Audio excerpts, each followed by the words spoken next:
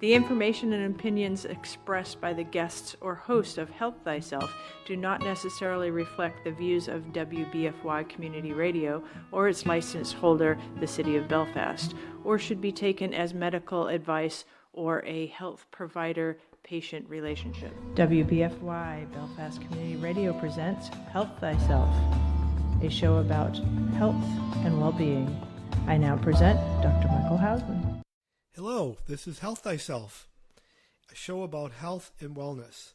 And I'm Dr. Mike, and we have with us tonight my beautiful co-host, Mylisa. Hello. Hello, Mylisa. Very nice. Thank you for the compliment. You're welcome. You're welcome. So we're here doing our show, Health Thyself. And tonight the topic we're going to be doing is talking about stress. Stress. I think everybody knows what that is. Everybody knows what that is. It's kind of been a stressful week.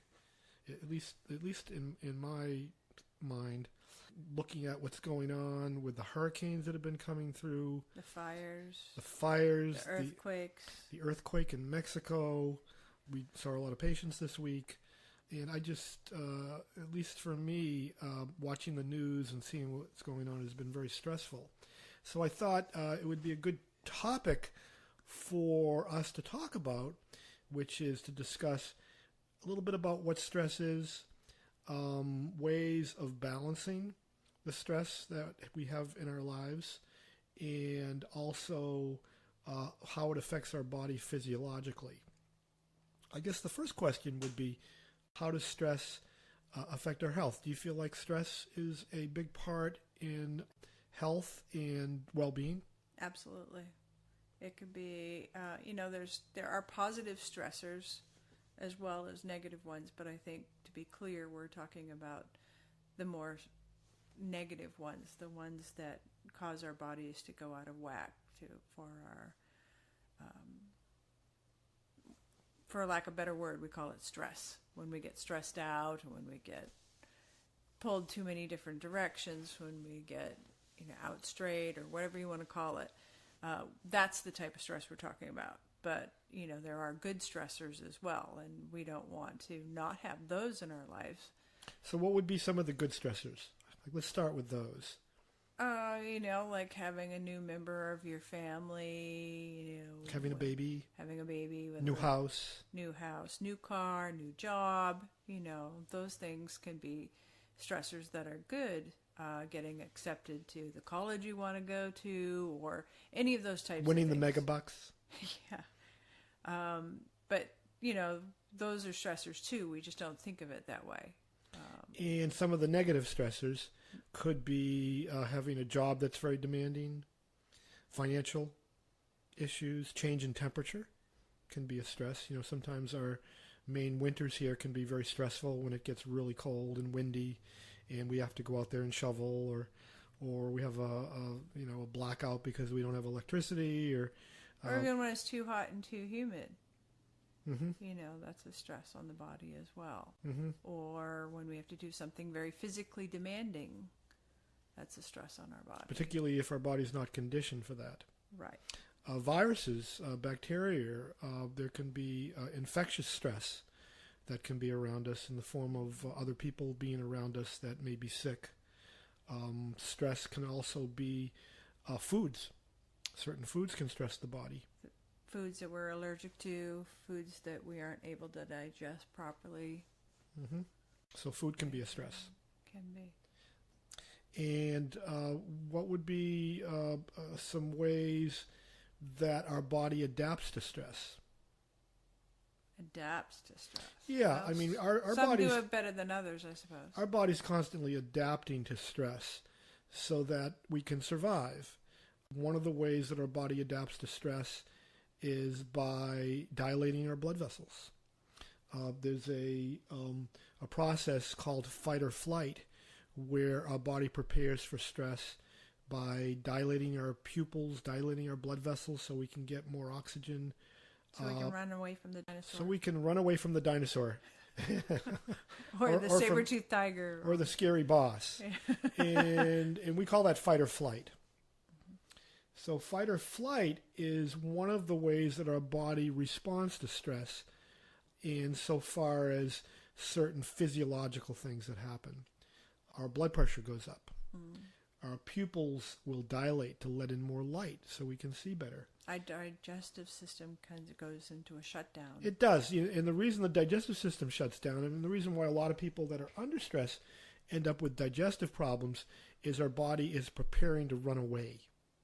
Right. So it needs all the blood rushing to the arms and legs. Exactly. So the blood actually constricts that it's going to the digestive system, increases that's going to the muscles, so the muscles tense up, and certain hormones start getting released to get you ready for what's called fight or flight, which is preparing for running away or fighting. So what happens to all those hormones when we don't actually physically have to run from something?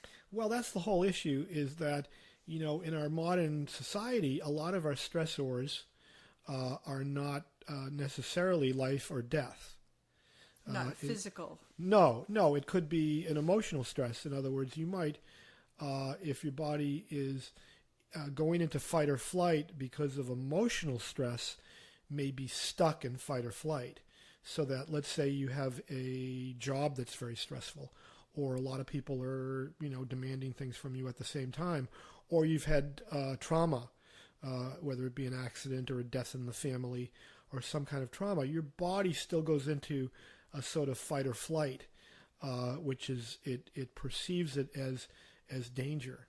And sometimes if it's severe enough, we can go into a shock where literally the blood flow is going so much into the extremities and into the muscles, we can actually pass out, feel faint. I think the issue is when we stay in fight or flight and it's not necessarily a physical danger, then that can start to deplete our health. Sure. And then we start responding to it in an irrational way, not to what our body needs, like when people eat when they're stressed out. Yes, that's eating. one of the responses that people often have to stress. So when our body's under stress, it's doing certain things to prepare itself for danger, whether it be a physical danger or an emotional danger or what may be perceived as a danger. And so the pupils dilate to let more light in. We have constriction of our abdominal blood vessels that necessarily bring blood into the digestive system. And then we have a dilation of the blood vessels that are going to the muscles. And then we have a release of a hormone by the adrenal glands called adrenaline, which basically adrenaline is released by the adrenals that basically get these processes going. It gives us a real quick burst of energy. It increases our heart rate. It mobilizes our blood sugar out of our liver. We have a certain amount of blood sugar that's stored in the liver called glycogen, which doesn't last for very long. It's only about a 6-hour storage of sugar, but it mobilizes that again so we have that sugar available to our muscles so that we can run away.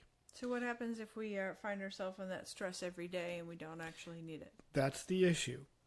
And that's where there's such a strong correlation between stress and ill health. Because what happens is eventually we start to go into hypoadrenia, which means our adrenal glands, they're putting out adrenaline, and there's 2 of them. There's one on top of each of the kidneys. And if that stress perception continues for a long enough period of time, and it's different for different people, we will start to run out of adrenaline. We start to get hypoadrenic. And then we don't have that adrenaline available for responding, and then we start to go in the other direction. So some of the symptoms that happen when the adrenals are starting to go down are sensitivity to bright light, because the adrenals actually control how much light to a certain degree we're letting in through our pupils. Again, that stress response allows our pupils to dilate to let more light in, and then they start to constrict again afterwards so we can get back to our normal state.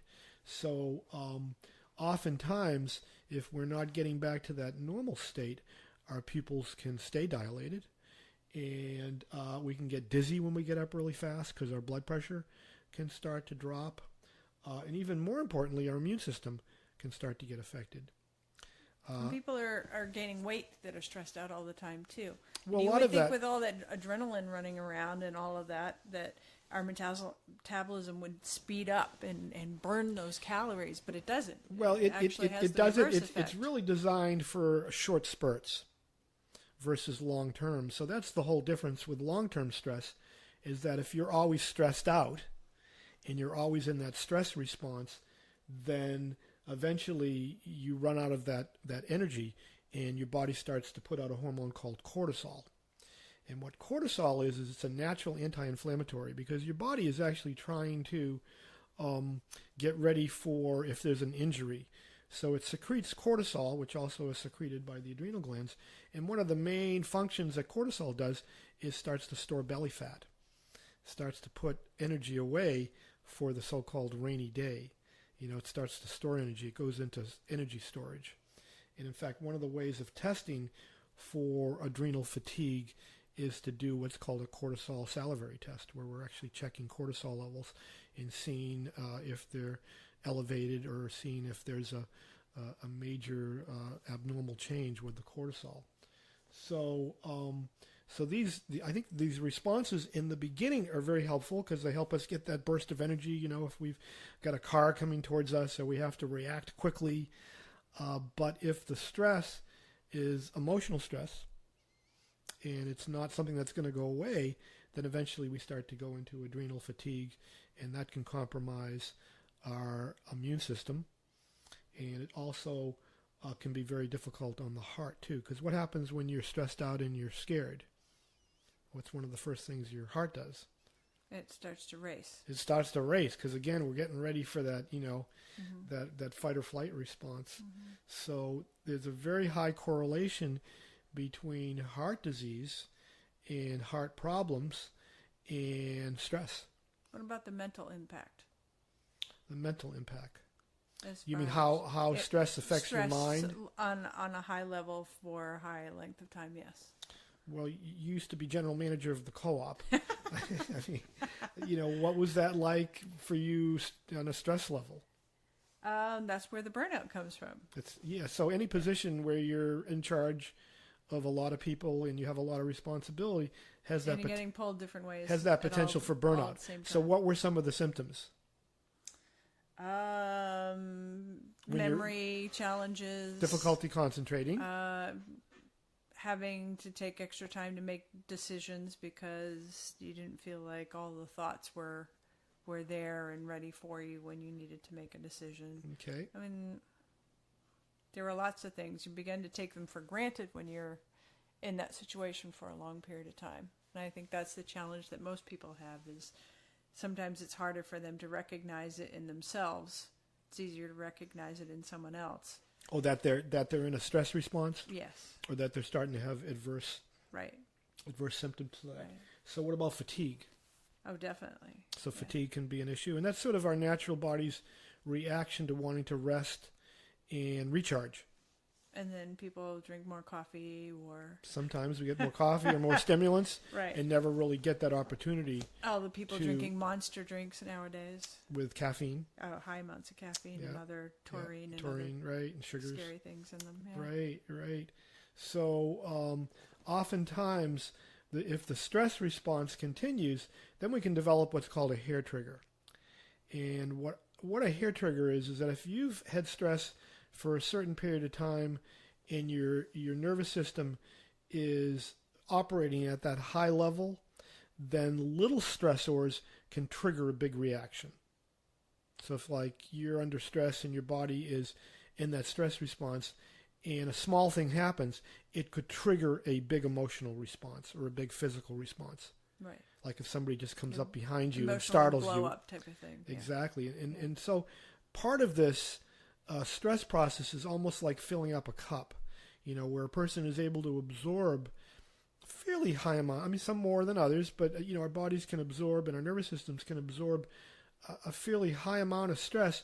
But then it gets to a point where that cup, that so-called cup, or our nervous system facilitation is, I guess, what we call it in a physiological point of view, would start to get triggered, and then little stressors can start triggering bigger reactions. So a person could get all of a sudden rapid heartbeat from just being startled, or a little more stress at work can send them to a point where they start crying, or they start to get problems controlling their muscles or something of that nature, and that's called a hair trigger. I think people breathe less when they're stressed out as well. Yeah, no, that's kind of interesting you bring that up. So you think breathing is a big part of our ability to respond to stress? Well, you would think, if you think about the typical theory of the fight or flight kind of thing, you would think you would need more oxygen, so that you could run and what have you. But it seems like, at least for people, or at least in my experience, as being under a constant stress level, that starts to shut down. You don't breathe as deeply as you need to. You're not really getting air. You breathe really shallow. Right. You almost forget to breathe, if you want to call it Right. that. Yeah, and that's again probably long-term stress, Right. because the muscles are staying contracted so long. Mm-hmm. One of the things we almost automatically do when we're under stress is we start to raise our shoulders.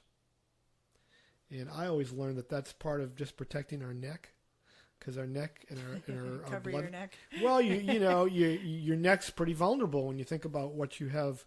Again, if we think about some of the automatic responses we have, we sort of want to bring the shoulders up to protect those vital blood vessels in our trachea and our breathing. And our head. In our And head. then if you think you're going to get bonked on the head by something's going to come after you, you definitely So an automatic response is to bring the shoulders up. and Now, if shrink that, your head into the... yeah, you get a postural change. Yeah. Now, if that stays that way for a long period of time, not only will your neck disappear, but you start to get chronic tension in your shoulders and in your upper chest, and a lot of the breathing muscles, the muscles that help to your intercostal muscles and your pectoralis and all those muscles tend to start resisting the breathing. So I think that tightness in the breath Right. comes from the chronic stress response. Right. And then with the tightness in the shoulders starts to come the slowing down of the process of getting oxygen and blood flow to the brain and to the head. What's that? When all the muscles get tight. I was just trying to be funny. Oh. Okay. It's making believe it's making believe I wasn't getting enough oxygen to my brain. You had that blank look on your face as well, so. So the more tension we're holding in our shoulders and neck, again through stress response, the less oxygen we're getting to our brain, or we're constricting the blood vessels that are going through our neck Right. up to our head. So what can that cause? That's, oxygen starvation. Feeling like you want to yawn all the time? Yeah, feeling tired all the time. Yeah. Yep. So Not being able to think clearly. I think it can also affect your vision as well. Mm-hmm. Again, if it's long term. Yeah. So I think we can both agree that long term stress response is not healthy for the body. Right. I think we can agree on that. So let's kind of switch over and talk about how, because we do live in a stressful world. Right. Seems to be getting more so. But we didn't talk about the diseases and ailments that you get with chronic stress. Such as fibromyalgia, Right. chronic fatigue. Mm-hmm. We already talked about heart problems as being a possible stressor. Right. Things involving the immune system. I think the list is pretty long. In Kidney fact, disorders. kidneys, again, if we get to Chinese medicine, kidneys are in many ways not only our filters but our batteries. Mm-hmm. So if you've run your batteries down, yes, kidney fatigue can certainly be a big part of that. Mm-hmm. I would say stress can affect everything. Our hormonal system, our endocrine system, our particularly our pituitary, and how our body puts out the different hormones and regulates those, our thyroid. Mm-hmm. So I would say the effects of stress are Unlimited. are widespread, Mm-hmm. and I don't think we really know how much it has an effect on us. Certainly in our society and culture, where the stress levels are pretty high, I think it's important to do maybe a self-evaluation and try to scale, like, how stressed out am I, or ask the question, and look at maybe some of the symptoms of stress. Certainly pain is one.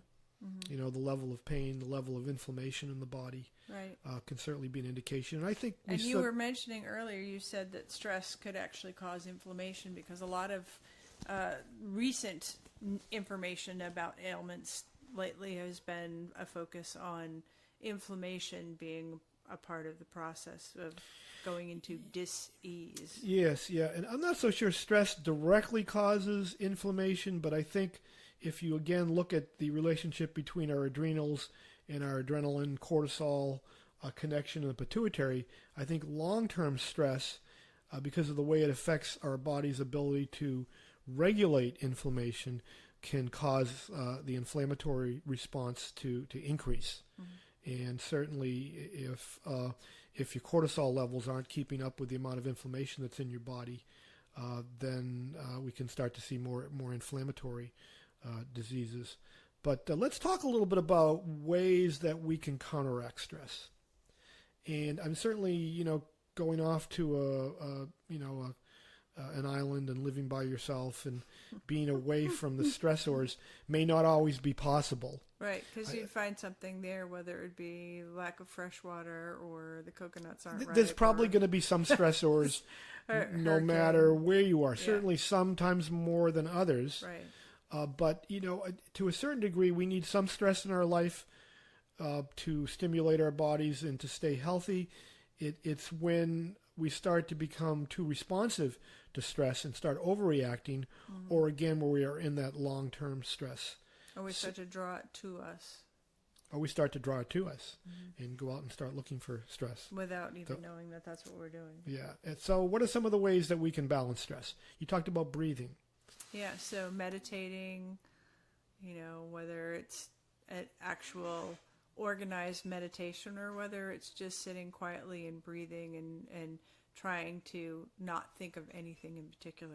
So trying to consciously slow down. Slow down, clear your mind, breathe deep, not be focused on anything else other than breathing and relaxing. Okay. What else? Taking walks. Exercise. Yeah. Great antidote for stress. Yeah. Yeah, because we actually get into that. We're actually doing some of that flight part. Right. We're giving our body a chance to move.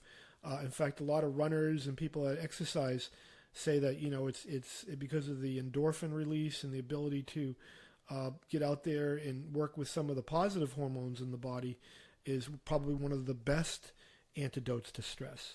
Mm-hmm. Getting outside, getting some fresh air. Getting fresh air, being out in nature, Tai Chi, Qigong, yoga, social, getting together with your friends, and talking about, what's going on and divulging maybe some of the pressures that you feel. Developing a self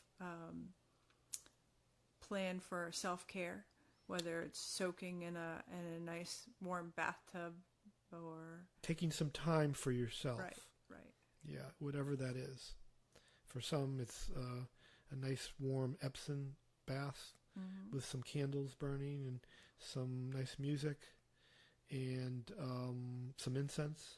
For some, it's just sitting and watching the ocean washing over the rocks back and forth. Yeah, it doesn't have to be a whole lot, and it doesn't always require a whole lot of time. Sometimes just spending a few minutes alone in a quiet place. But I think it's important to do that in order to allow your body to recuperate and regenerate. Certain vitamins, I think, are very good for stress. My favorites are vitamin C, which happens to be stored in the adrenals. It's one of the few places that can store vitamin C. And I particularly like the Emergency, the powder. You get 1,000 milligrams per serving. Per packet. Taking adrenal support supplements can be very helpful, though it helps to have that under the direction of a health professional, because if you take too much or you're taking the wrong kind, that can get your adrenals overstimulated, and then you can start to develop other problems, particularly if you have high blood pressure or tachycardia, rapid heartbeat, things like that. Trying to get off the simple sugars, because a lot of times when we're under stress, what do? Right. Tend to crave sugars and what they call comfort foods. Comfort foods. Which are usually your fatty, heavier things. Right. Which Food. is really not what your body needs anytime, but especially then. No, but it's emotionally comforting for Right. a little bit of time until you start to notice that you're getting bigger. Or your digestive system is not as happy as it. Right. And in our culture, a lot of people have digestive problems. Mm-hmm. We see a lot of people that are on GERD medicine, or they've got acid indigestion, or they're having some kind of bowel discomfort, or there's a lot of digestive. And do you think that a lot of it's due to stress over time? I think it plays a big part in it. I think stress actually does impact our intestinal bacteria and the balance between the good bacteria and the not so good bacteria, what we call dysbiosis. I think it actually impacts those bacteria because, again, when we're under stress, our digestive system starts to shut down. We're decreasing blood flow to the digestive system. So if that's staying chronic, then that decrease in blood flow becomes a great place for the wrong kind of bacteria to start developing. Bacteria that basically don't need as much oxygen.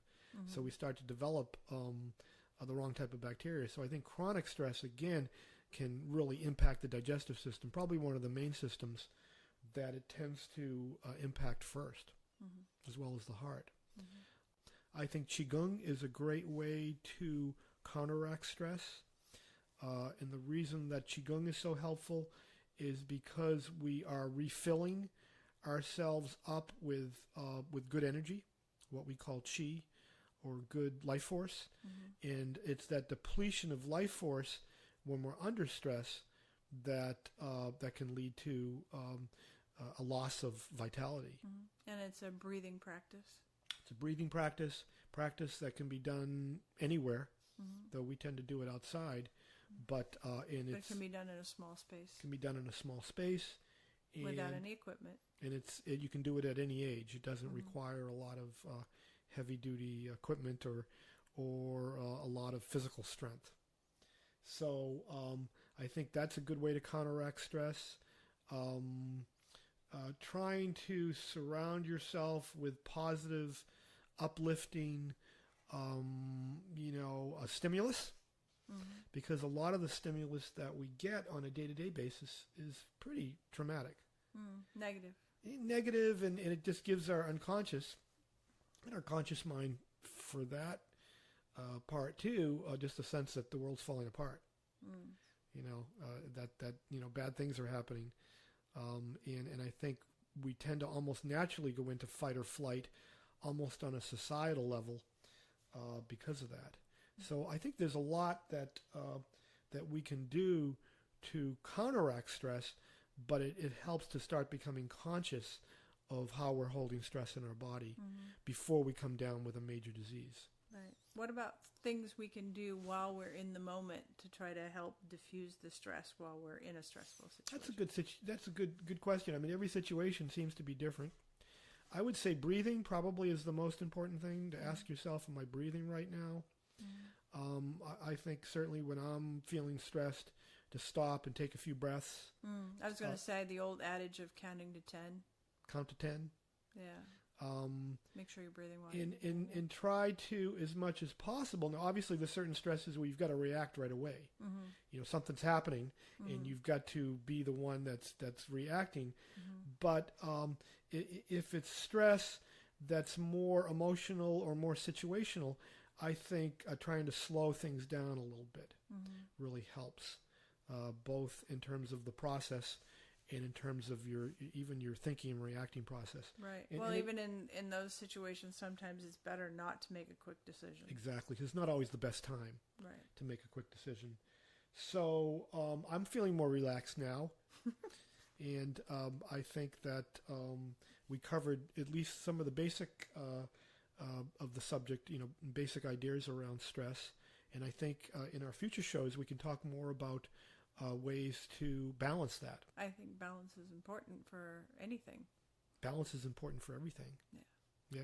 So this is Dr. Mike, and I'm Mylisa. And you're Mylisa, and you're still Mylisa. I still am. And we're still doing Health Thyself. Again, thank you so much for joining us. And feel free to email questions to Health Thyself. We're on Facebook, as well as our community radio station, WBFY 100.9 FM. And blessings to all. We'll see you next week.